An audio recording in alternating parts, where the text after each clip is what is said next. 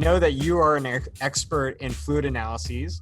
Can you tell us a little bit more about what you guys are looking for when you're doing these, the importance? What are some of the key findings that you've found in the past and how you've been able to really drive the bottom line for your company? Yeah, for sure. So oil analysis is just like any other, it's condition monitoring. The oil analysis people really like this analogy, it makes them feel more important than perhaps they are. But we like to compare ourselves to doctors. So the technician goes and takes an oil sample, just like you would go to a lab to get a blood sample taken. Lab analyzes it, and then the doctor gives you the results and what they think is wrong with it. That's the same thing we're doing for any asset. Oil really is the life of a component. If it's if the oil's leaking and there's no oil, it's not going to run. It's going to fail pretty quickly, just the same as your body would. But when you're looking at the results, what's really important is the trend. It's not about the individual values. We like to get hung up on, oh my God, this thing is flagged red, or the oil analysis results. People like to make them very colorful, and it's good, helps people read them. But what's really important is that trend. You know what?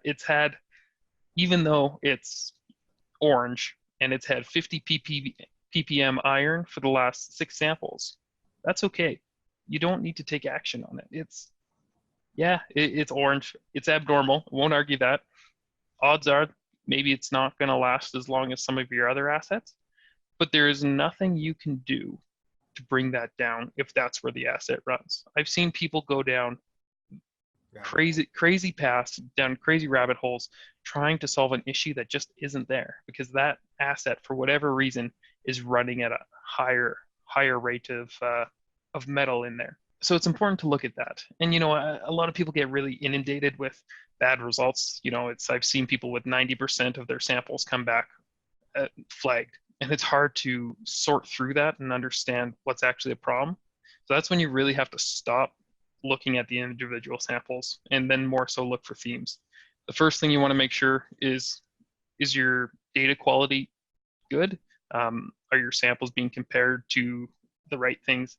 Mobile equipment, more specifically, because 930E Komatsu truck should be compared to other 930E Komatsu trucks. So make sure that everything's labeled correctly.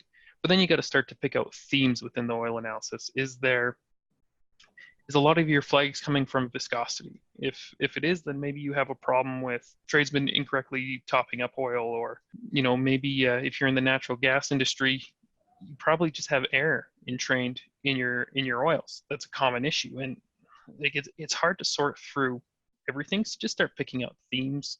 That's really the best way to do it. When you think about like condition monitoring, it's not just the beauty of condition monitoring is the trends over time, the themes over time. It's not just the single snapshot at one period in time.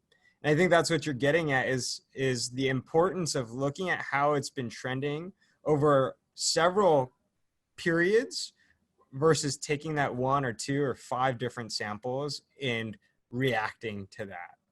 Yeah, absolutely. And like an engine is a perfect example. When you're trying to figure out, you have 5 engines, they all need to be changed. Okay, how do I figure out which one to change? Because there's no way I can do 5 engines. You can look at your sample history and understand, okay, what did I see? You think about what's life limiting within an engine. It's coolant, it's fuel. Those are the 2 main things. Okay, which one saw most of that throughout its life? Okay, if there's one that really stands out, okay, let's do this one first. If there's another one that hasn't seen that at all, that one, you could probably let her buck for a little bit longer until you can, when you have a little more time to solve the problem.